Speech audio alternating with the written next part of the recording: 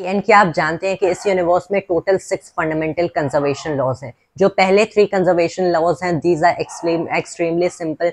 First of all, conservation of charge की charge is not created and not destroyed in any physical और chemical process, कि हम लोग charge को create destroy नहीं कर सकते। The total charge always remains a constant. जो सेकंड कंजर्वेशन लॉ है, that is about conservation of baryons, जो कि कहता है कि particles like protons and neutrons और any baryon that you consider कि किसी भी फिजिकल प्रोसेस में इनकी नंबर कभी चेंज नहीं होती। And the third conservation law is the conservation of leptons, that is leptons which are particles like muons और न्यूट्रिनोज और इलेक्ट्रॉन्स। इनकी नंबर किसी भी फिजिकल या केमिकल प्रोसेस में the total number of leptons never change. बाकी के जो 3 कंजर्वेशन लॉज हैं ये एसोसिएटेड होते हैं सिमेट्री से।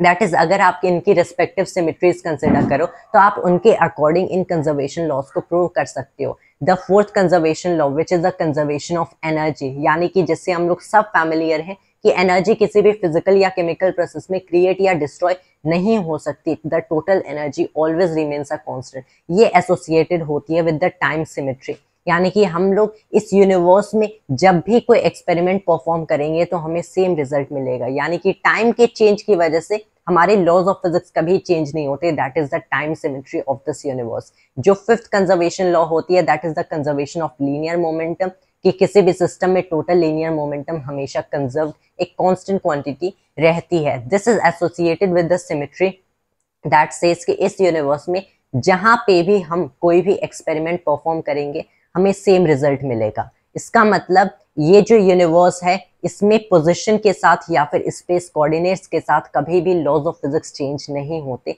That is, this universe is symmetric even in that aspect, and इससे हम लोग conservation of linear momentum prove कर सकते हैं। जो ओवरऑल 6th कंजर्वेशन लॉ है, that is the conservation of angular momentum, यानी कि किसी भी सिस्टम में जो टोटल एंगुलर मोमेंटम होती है वो कंजर्व या फिर कांस्टेंट रहती है। This is associated with the symmetry, कि हम लोग इस यूनिवर्स में जिस भी ओरिएंटेशन पे या फिर एंगल पे कोई एक्सपेरिमेंट परफॉर्म कर रहे हैं हमें एक सेम रिजल्ट मिलेगा।